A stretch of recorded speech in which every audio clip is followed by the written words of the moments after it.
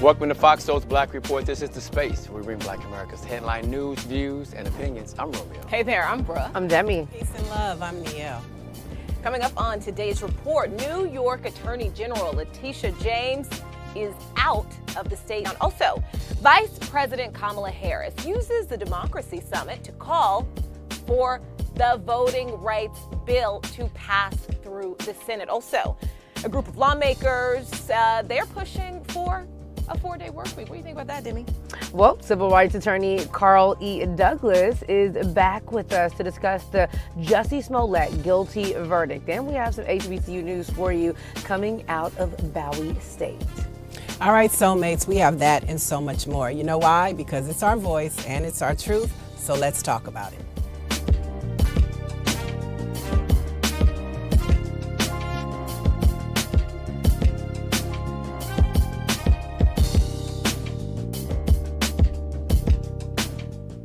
New York State Attorney General Letitia James has suspended her campaign for governor. She did this yesterday, saying she is going to run for re-election in her current position to, quote, finish the job amid numerous ongoing investigations, including, of course, one into former President Donald Trump. James is a Democrat, and you'll remember she announced late in October, so not even that long ago, that she was running for governor, about 2 months after a massive sexual harassment investigation she oversaw led to former Governor Andrew Cuomo stepping down. Now, she had been expected at least to be an incredibly strong challenger against Governor Kathy Hochul, the current interim governor for the Democratic gubernatorial nomination in an increasingly crowded field.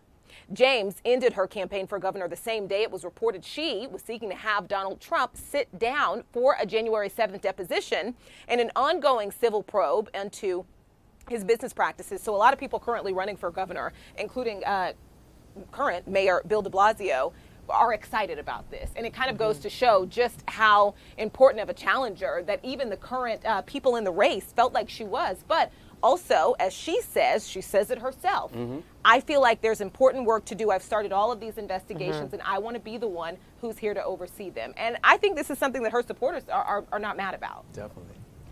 I don't think anyone is upset about this at all. But there's a story in New York Magazine that is alleging that, you know, okay, maybe she's leaving this, she's going to stay here, but they think that she's actually reaching for something much bigger than this. One of the writers here says that they strongly suggest she's hunting a bigger game than the top job in Albany. And she's also preparing to drop a bombshell in the ongoing investigation of the Trump organization. So I definitely don't think her work here is done, and she might have some other tricks up her sleeve, and we'll see in the coming weeks. Yeah. It's all about unfinished business, and I think she wants to tend to that. And more importantly, when you said the name Trump, I think she definitely wants to pursue that and see how far that can go for sure. Yeah, when she decided to run, that's what most people were talking about. What about, you know, investigating Trump? You know, she was one of the people that America, those who believe that Trump did some things that were illegal, people were depending on her to finish the job. And so by her doing this, makes her, it keeps her on a national level. You know, in New York, the governor is just that. But now she continues to be a talking point in mainstream news because everybody is looking for something to happen to Donald Trump. So this could be a part of her, to your point, Demi, making a bigger play.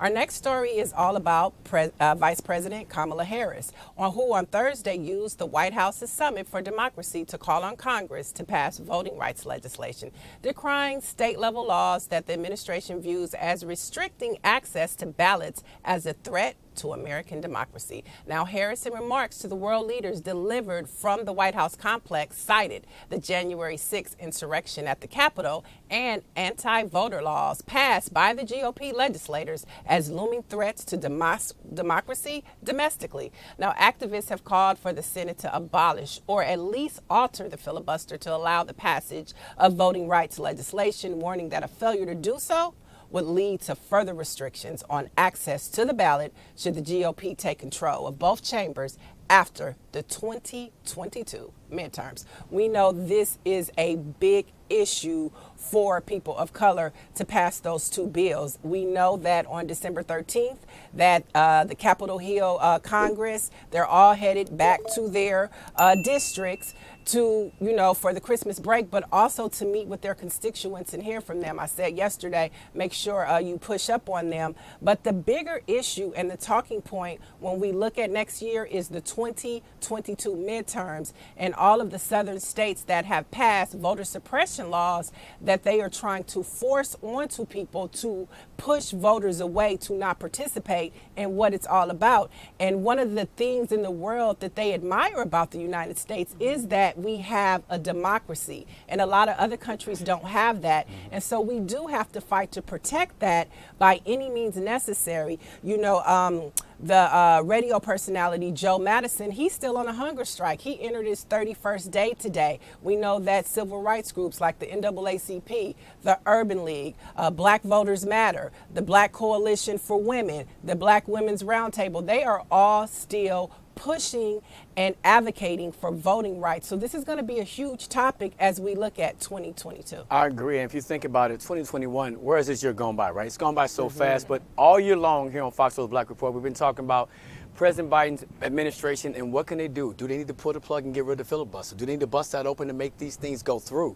At some point, will he be put on the clock for that if things does not get handled differently? That's the question. Yeah. When we voted for, and I say we meaning, those who voted for Joe Biden and Vice President Kamala Harris, I think that what we were looking for was hope for some of these topics that we're talking about here, because we can do a lot of fighting on, like you're saying, on the local level. We can do a lot of fighting as activists. We can do a lot of fighting in the church. We can do a lot of fighting, of course, with voting. But at the core of it, we are expecting for Joe Biden, who says that he's here for the Black community, to fight for us. We're expecting for a Black woman, VP Kamala Harris, to be able to fight for us. And so, when we talk about Kamala Harris not really being present, I'm happy that she's making some remarks. But I think what we really want to see is Black Americans, Black women especially as well. We really want to see VP Kamala Harris use her card that Trump has used in the past. We've seen him use his card and flip it out and use it in different places. We want to see them be able to, kind of bulk up a little bit and fight for us. And so, we're seeing some traction for VP Kamala Harris, but I definitely think that there is more that she can do as well in her position. I think a lot of people are feeling like that. A lot of Democratic voters right now feeling like nothing is getting done, right? And it's interesting. There was an interesting conversation happening online a couple days ago about how things look and feel so different than the Trump administration's time in office, essentially because one thing that president did to his base was constantly talk about stuff, whether it actually became a law or became a thing. That had nothing to do with whether he would talk about it. He was constantly talking about what he was doing. Some of them were lies. Some of them were outright lies. But his base, they loved it. And they felt like he got so much done. And what also happened is a lot of Democrats felt like he got so much done. He got so much done. He did so many things. We've got to overturn so many things. But what was quietly happening is the Democrats were using the filibuster against the Republicans hundreds of times. And we really just started on a national level, I guess, recently, because the filibuster is nothing new. Obviously, we know that. We know that. But there are many more Americans that are talking about the filibuster now in ways that they never have before. Now it's a thing, and they're saying, hey, this is how we get stuff done, not even knowing how much the Democrats actually use that to block Republican policy. So that's one point that's interesting. But also, many people are sitting here saying, hey, it's another person in power talking about what should get done. And we feel like, hey, you are in power. We want you to do something. And I know there are a lot of the Democratic base right now who really feel like they want it to be clear that it's not Congress, it's not just senators, it is two senators who are saying, hey, if everyone agrees that this is the only thing we can do right now to get this passed, they want them on the attack mode to those two senators, and that's not happening, and they want that laid out and explained. But I do think part of the messaging has been and is really important here because this is damaging. What's happening right now or what's not happening is really damaging. I think that's going to be something that hurts their campaign. They're going into the midterms. It's going to hurt the Democrats, but it's not necessarily fair if you compare it to what was actually done, not necessarily what was said and what was pushed just, a year ago. That's true. We'll definitely keep you posted on that. Well, House Democrats are escalating their campaign to punish Representative Lauren Boebert for her recent Islamophobic remarks targeting a Muslim colleague, Representative Ilhan Omar. Now, warning Democratic leaders that a failure to do so will condone bigotry and threaten the safety of minorities across the country. Take a look. Shutting, like I can't open it. Like, what's happening? I look to my left, and there she is, Ilhan Omar. Oops. And I said, well, she doesn't have a backpack. We should be fine. Wow. Representative Ayanna Pressley has introduced a resolution this week calling for Boebert to be removed from her committee assignments. The same punishment applied to Green and Gold Star. So here we go. Here's how I feel about this. At the end of the day, I feel like these Republicans, politicians are saying these things or pushing the button, crossing the line, threatening people's lives, so to speak, because when you say things like this, you know how people respond. Some people are going to respond and take it differently. I think they do it to get approval of the Trump base. To say, hey, I said this, here it is, it went viral, I probably do mean it, even if I don't mean it, but I said it out in public, so am I on the team? And that's how I feel about Moses, but they have to find a way to say this is not right.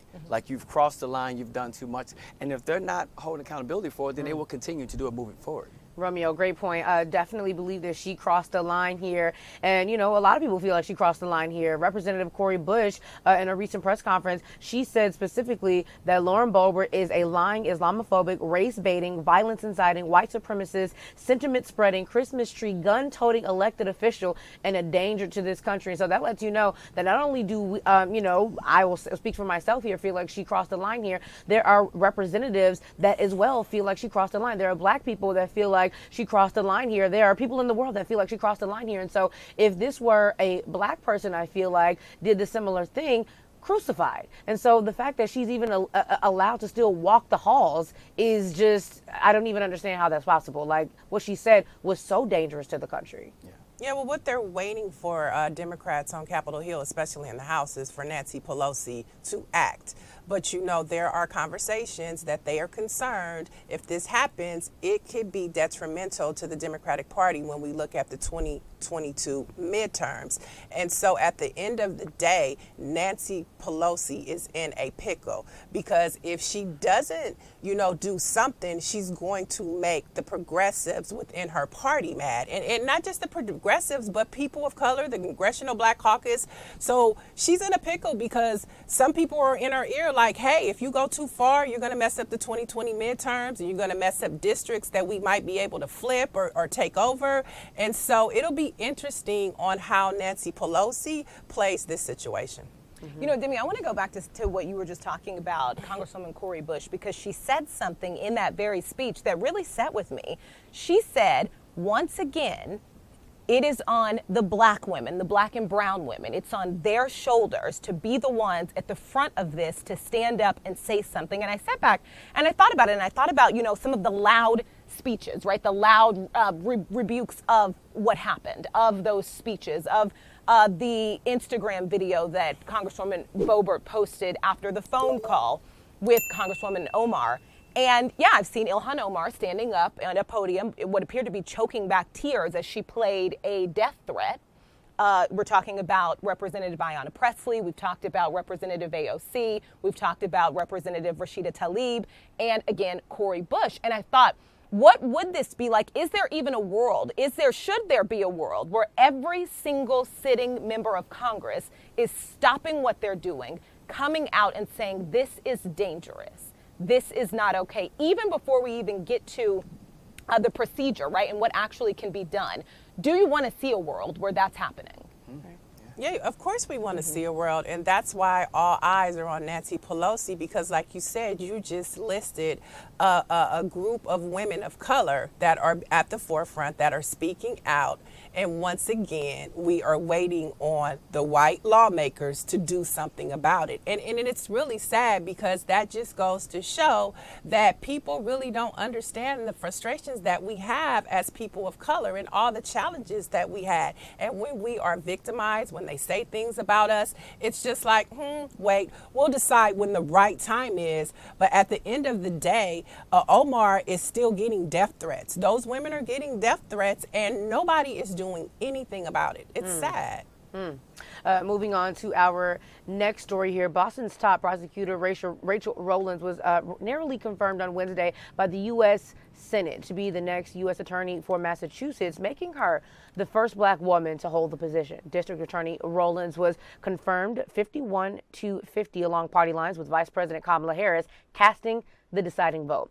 In a statement Wednesday, Rollins said she was honored and humbled by the opportunity and looks forward to applying what she called data-driven, evidence-based approaches on the federal level. There is a lot to say about Miss Rachel here because she's done a lot in the past. She said some things. She said things like, I don't really have much time for white men telling me what communities of color need, which, I mean, it's factual to her. And so, some situations with crew members and, she has a lot. You can read up on Rachel. And so I was actually shocked here. I love that she's made history as a black woman, but I will say deepest in my core, I was a little shocked, because of, some of the stories that she's had in the past in the media that she was able to move forward to have this position. Not saying that she doesn't deserve it, but I mean, we talk about a lot about like if this was a black person doing this, I mean, she's been very, forward with how she feels. And so I was just at first like, okay, like I was happy for her because I mean, she said some things that could have not set well with a lot of people and, kind of hindered her to get to where she is right now.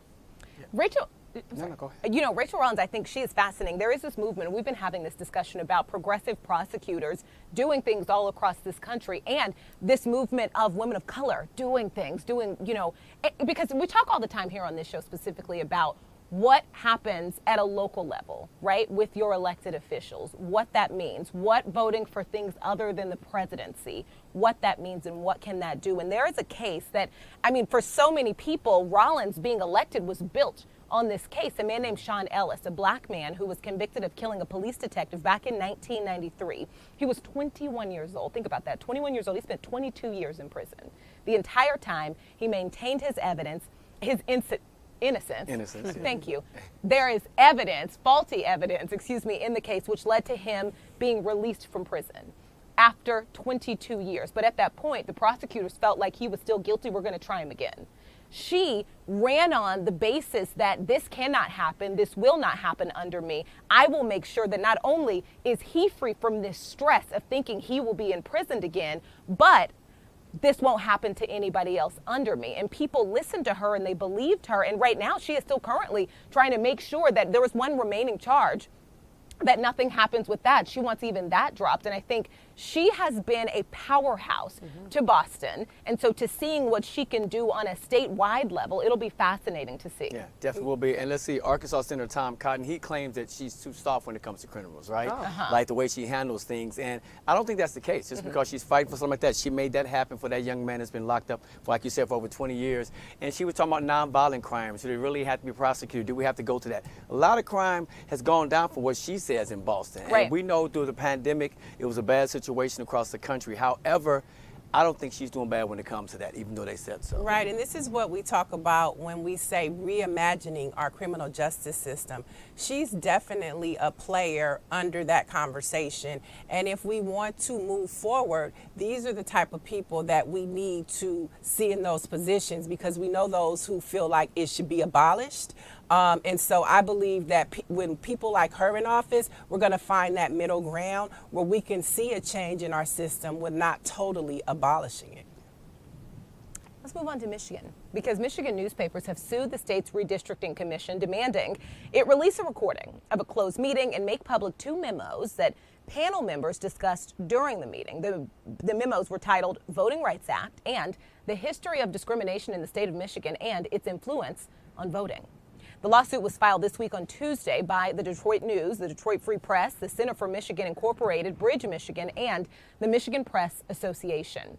It seeks judgments from the Michigan Supreme Court that the 13-member independent citizens panel violated the state constitution by conducting business in a non-public meeting.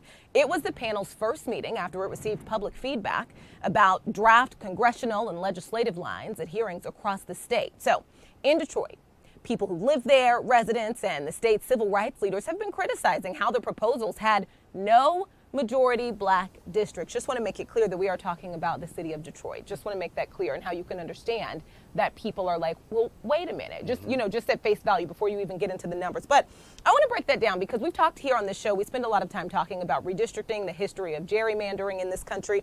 And so just as a journalist, right, and putting myself in a viewer or a listener or a reader, right, putting myself in their space, because I am also every day also that.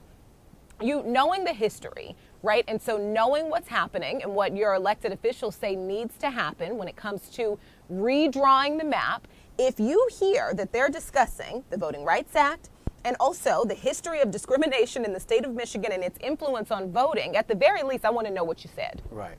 As a black woman, I want to know what you said. Yeah, that's true. That's it. I think that's why local news is incredibly important. National news, shows like this, because I want to know what you said.